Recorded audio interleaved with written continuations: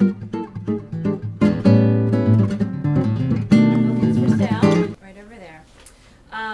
Next up, I would like to welcome Mary Kate O'Donnell. She's a 19-year-old sophomore English and biology major at St. Joe's, and this is her first published piece, and I just love when this happens with Philadelphia Stories. So, Mary Kate, right here. There you are. You're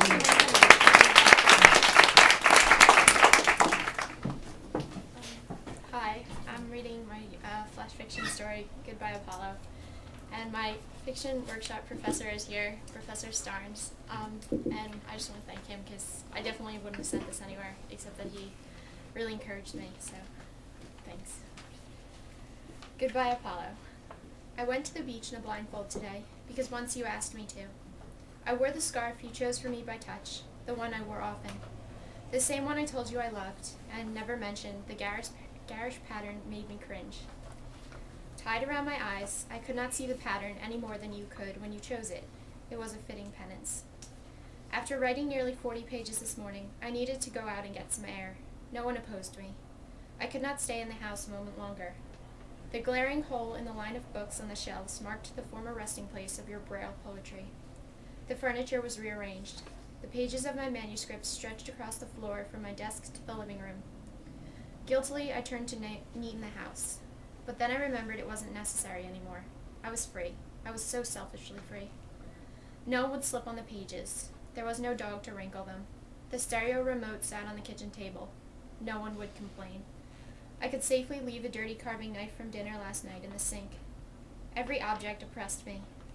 Every change I have made since you left weighed on my conscience. I had tried to change. Did I really try hard enough? Maybe I am selfish. Maybe I pushed too much for what I wanted. Your last morning here, when I finished work, I should have offered to read to you. I knew you hated the dry computer voice of your electronic reader, and that you got a headache from your headphones. I needed silence to write, and so you had no opportunity to use the stereo. But I wanted sun and wind. I didn't feel like escaping from the pages of my own book to be imprisoned in someone else's. So I suggested the beach, wheedling and cajoling while you stood firm. I pushed too hard. You raised your voice. If you want to go to the beach, I certainly can't stop you. I wish you could see how it is for me. Go to your beach once the way I do. See how much you like it then. And then I made my last mistake. Apollo, uneasy at our argument, barked loudly. Thoughtlessly, I crouched down and held out my hand. He walked away from you to receive the caress from me. I soothed him without thinking, sliding my tired fingers through his inky black hair. You froze. I saw your discreetly grasping fingers register his absence. You knew what I had done. I made him my pet, depriving you of your guide. You could never forgive me that. Some days I wish I hadn't petted Apollo.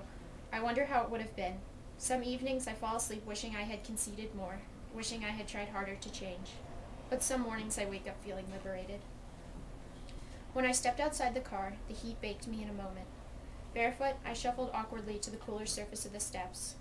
The wood of the stairs crunched loudly, like when I spill sugar on the kitchen floor, and am too busy to clean it up. You always told me I should be neater, and I did try. Stepping off the bottom stair was like landing on the moon, a bounce and a quiet woof. But if the sand is sugar, the moon is flour, or at least that is what I imagine, but I do not know any astronauts to ask. The sugary powder beneath me shifted with each step, creating an unaccustomed strain from ankles to calves.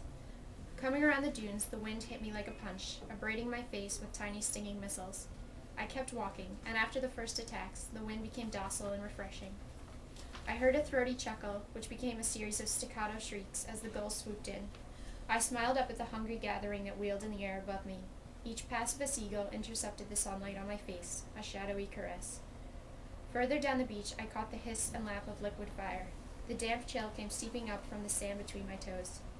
I flinched when I stepped into a slimy mound of seaweed. You always kept your shoes on at the beach, because you were afraid of fishing hooks and washed-up syringes.